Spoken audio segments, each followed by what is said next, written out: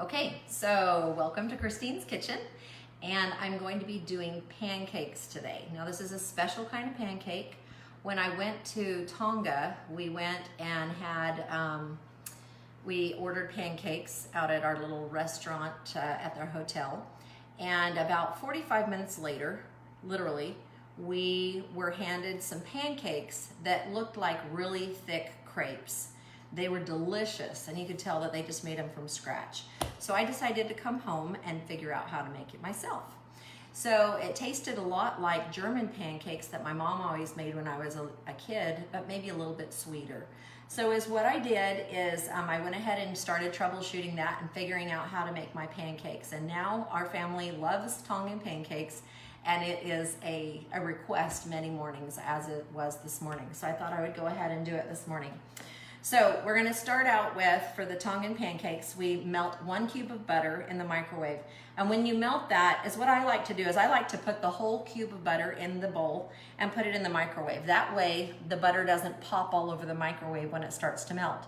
The other thing is this is sat for a few minutes, but I don't like to melt it to where it's boiling hot, because when you put eggs into the butter, it's like you're cooking the eggs. So we just want it softened and melted, so you're gonna microwave it on a very low temperature.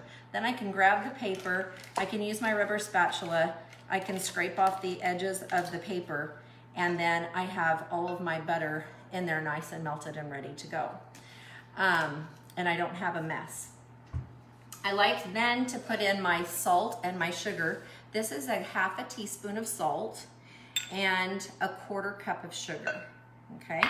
I like to put that in there so that the butter kind of melts that sugar and the salt. And if you have over boiled your butter, it can kind of help cool it off and to help melt the sugar and the salt. Then I like to go ahead and put in the flour, okay? And you don't want to mix it together very much because it'll become a paste. What'd you say? Oh, sorry. That is 1 cup of flour.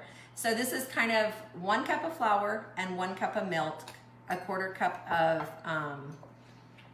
sugar, and ½ a teaspoon of salt. So there's a cup of milk. And again, I don't want to mix it up too much because I don't want it to become a paste, because without all the liquids in there, it's not going to be able to do very well. And this is 6 eggs. And I have beat it with a fork first so that it goes in a little bit smoother. And then we have like a lumpy mixture of eggs, flour, milk, sugar, and salt, okay? Now, in order to get this to mix properly, we really have to use a blender.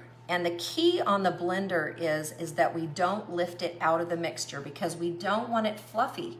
These pancakes are like crepes, and the more you blend them, the more air is gonna come in there, and we don't want that. We want it to stay kind of flat, okay?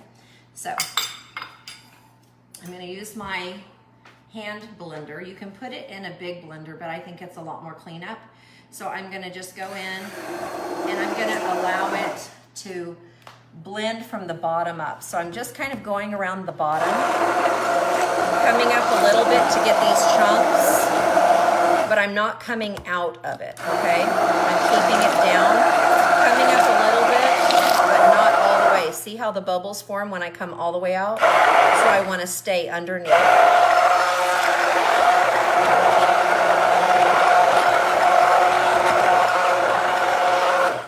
I may stop periodically through and then go ahead and scrape the sides to make sure that all that flour got off the sides, because it's important that we get all of those ingredients into the mixture mixed well. I'm gonna scrape off my scraper there with my beater. With my mixer. Okay, see how smooth that is without picking it up? We've got some bubbles, but that's okay. Okay. Okay. Now, for Tongan pancakes, we're actually going to use a pan to cook them rather than putting them on a griddle, because you'll see that this is very liquidy, right? It's almost just like a thick milk, like an eggnog. It's super thick.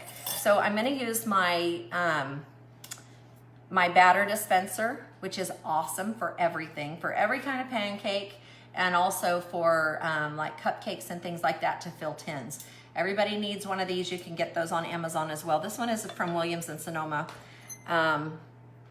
It's like the original one, but I can just put my batter in there. Okay. And then I'm ready to go over to my cooktop and put it in the pans. So I bought these cheap pans, gosh, I think at Walmart, I mean, literally like $3. Cheap little pans. They're great for making individual,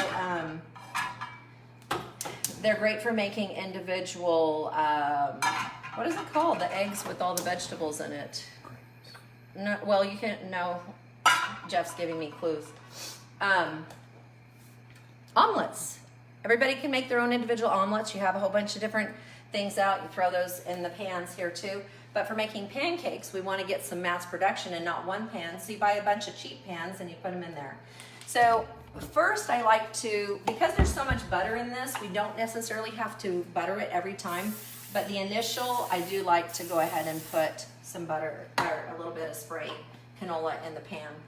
I'm going to take this out. So while I was getting the Tongan pancakes ready, I wanted to show you German pancakes. Like I said, I based this recipe off of my mother's recipe of German pancakes. So I made some for you so you can see what they look like when they come out of the oven. Basically, it's a very similar recipe. It will be on my website at christineskitchen.info. But instead of cooking it in a pan like a pancake, like a Tongan pancake, it's put into a baking dish. And this is called German pancakes. It's really fun when it comes out of the oven, and everybody likes to see it because look how it's puffed up like this. Isn't that so much fun? So this is a German pancake, a very similar concoction of ingredients put into a pan and put into the oven. So we like to eat the German pancakes, and the reason why I wanted you to see it when it comes right out, because in about 2 minutes, it's gonna be flat. So it's a lot of fun for the kids when it comes out of the oven and it's all rocking and rolling like the roller coaster. And then it'll flatten out. We cut it and we sprinkle it with powdered sugar and lemon juice, okay? So going back to the Tongan pancakes, I've got these pans ready to go. I've got it on medium heat.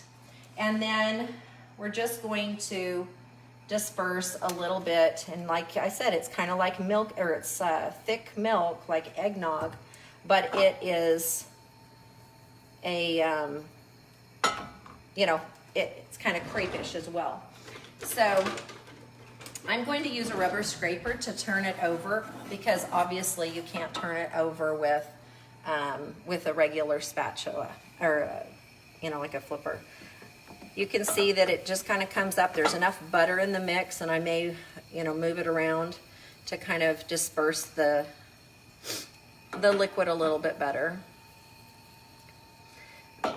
But they're not perfect looking, but they are perfect tasting. This is like really a yummy, yummy, thick crepe. And it's bubbling up a little bit, but you can also see if I had any foam in the dough, it would be more fluffy, which we don't necessarily want. Okay, so it's done enough that I can flip it over. You got a little light brown on that side. And when it's on this side, it doesn't take much for it to be finished. Then I grab a plate. And this is ready to go. There's a Tongan pancake. So I am going to have Tongan pancakes, German pancakes. This is wheat, whole wheat, blender pancakes. There's coconut pancakes. There's lemon ricotta pancakes. There's coconut or lemon poppy seed pancakes. All of the pancakes that I like to make, and buttermilk pancakes and buttermilk waffles. We do all of those yummy pancakes and waffles in our kitchen, and I will put that out on the website when I have time. So hopefully it's sooner than later, And we also have a variety of great syrups that I love to make: buttermilk syrup, coconut syrup, lemon syrup. So, and then just traditional maple syrup that you can make at home. That's super, super easy. It's not hard to make syrup. So we'll have all that out on the website at christineskitchen.info, or you can go to my real estate website, exemplaryrealestate.com, and you can go to the Christine's Kitchen tab. So anyways, I hope you enjoyed it, and happy cooking. Talk to you later.